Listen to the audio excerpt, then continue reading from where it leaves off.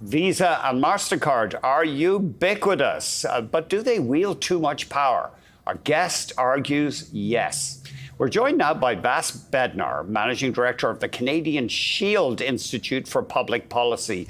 Vass, we always love hearing from you. You're a keen observer of oligopoly and competition. Just remind us, what does the Shield Institute do, please?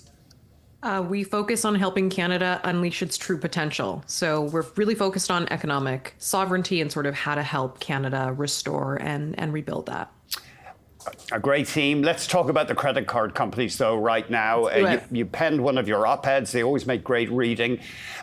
Visa and Mastercard have enormous power. If you're running an online business, they can cripple you if they won't deal with you. That showed up in a move against porn sites in Australia. Now, a lot of people might say, well, who cares? They're porn sites. But you say there are important policy considerations here. Remind us what happened in Australia, please. Sure. So actually, it wasn't porn sites. It was video games. Oh. Video games. It's okay. I don't mean to correct you. No, please do. Please do. Because previously there was an instance of this with porn sites in the past with payment systems, right? So seeing a payment system as a regulator, I actually have no problem with content moderation, right? And content regulations. I just think it's interesting that it's coming from these payment service platforms instead of governments. So what happened is that a kind of a watchdog in Australia raised that there were certain video games that were depicting very inappropriate things in their video games, rape, maybe abusing a child. This should not happen, right? So instead of pursuing, again, something through content moderation or online harms, the standard that was set was through the payment processor. And then I was noticing on social media, gaming, smaller gaming companies, gaming shops talking about, whoa, we got removed from as part of this, and maybe we shouldn't be, and now we're totally kind of cut off. So that was kind of a first little nugget that was catching my mind in terms of listening to social media and then trying to make policy sense of it. Right. Yeah, I got mixed up there. So it's an anti-porn group in Australia, but they were concerned that video game storefronts such as Steam and itch.io were vending these games that they said had a sexual aspect. And just remind us, your concern is that the credit card companies shouldn't be the regulators here? You got it. I thought it was interesting, right? And why then, right? What mechanisms do we have to report these elements? Was it kind of arbitrary? Is that a risk? I mean, it's one form of power that they exerted recently. And then the other, way that I saw some power being used is through trade, right? Through, anyway, we'll talk about it too. And I just thought it was interesting to start to stitch Twitch.io, stitch those two stories together to talk about the power of these companies, but also how the U.S.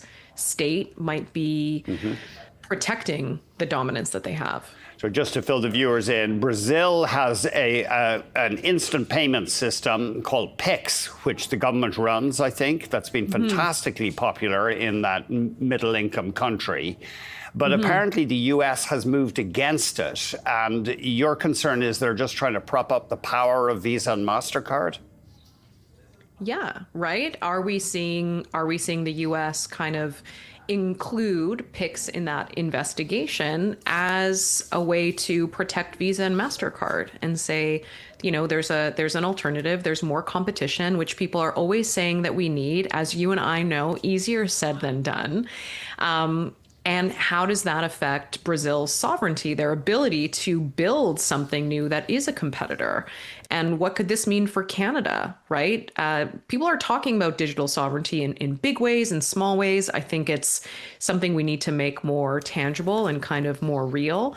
But these are the sorts of stories, right? So as Canada continues with its real-time rail or maybe other innovations, should we expect to be, again, punished through the U.S. administration, through trade levers, for daring to either assert, our ability to build a new competitor or just having a successful company that's here that challenges that U.S. dominance. I hope I don't feel like I'm a little boy crying wolf on your show by no. any means, but okay.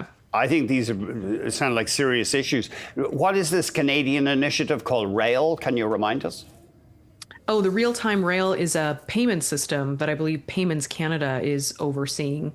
And it's a long-awaited payment innovation that would be a little bit closer to PIX. I sort of say in that piece that PIX, the Brazil version, is kind of like a Canadian Interact, right? And there are lots of ways to pay for things. It's not just Visa and Mastercard by any means, but they have set a norm of sorts in terms of facilitating credit card payments and the amount that they take from on the business end, right, for the privilege and the benefit of accessing their infrastructure for payments, for smaller firms can be close to make or break. So the fact that there's this alternative in Brazil sounds really cool. I'd like to try to use it, right? A lot is it's QR code based. People are using their phones. It's really fast and easy. I think as consumers, we probably don't care about or know a lot of the details of how payments are facilitated, and we'd all be happier if we knew there was maybe less being given from a business we're supporting. But that's a more kind of under the hood thing. Vass, always great hearing from you, and thank you very much indeed. Thank you. Vass Bednar, Managing Director of the Canadian Shield Institute for Public Policy.